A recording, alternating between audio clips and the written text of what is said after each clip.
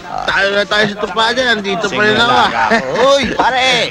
Ito pare si paring Dante, oh. Bili mo ko rito eh. Maski siya yung nakapantalon, hindi siya tatakot mo sa ergo ng misis niya. Hindi katulad ng iba dyan. Ayan. Sitsitan lang eh.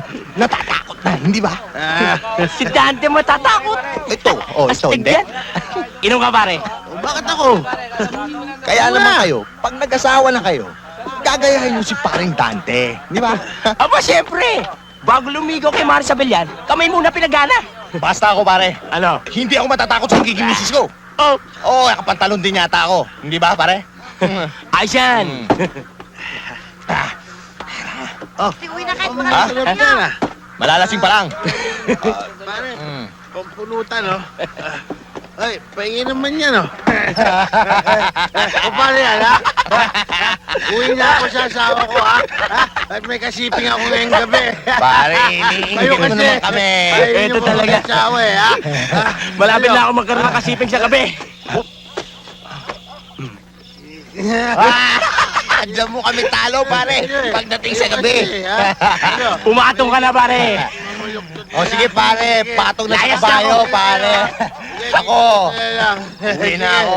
Pagkagapahan ko na ng bayag ko sa ahas, pare.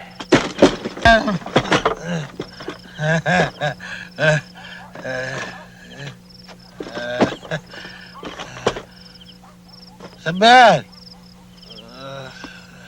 Ano naman drama yan? Huwag ka din natulog, ha? Ha? Arte-arte ng babaeng napaka-drama. Hinihintay kitang kumain eh. Bakit? Dala ko ba kaldero, ha? Ikaw, maghapon kang wala dito. Tapos uuwi ka ng bahay. Lasing ka. Diyan ka magaling. Anong mapapala mo sa kakainom?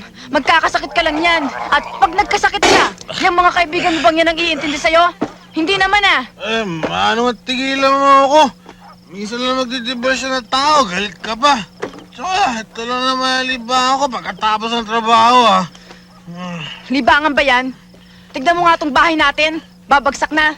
Kaya nga ako nagsisikap para mapagawa to, eh. Ang anak mo, hindi mo na iniisip ang kinabukasan niya.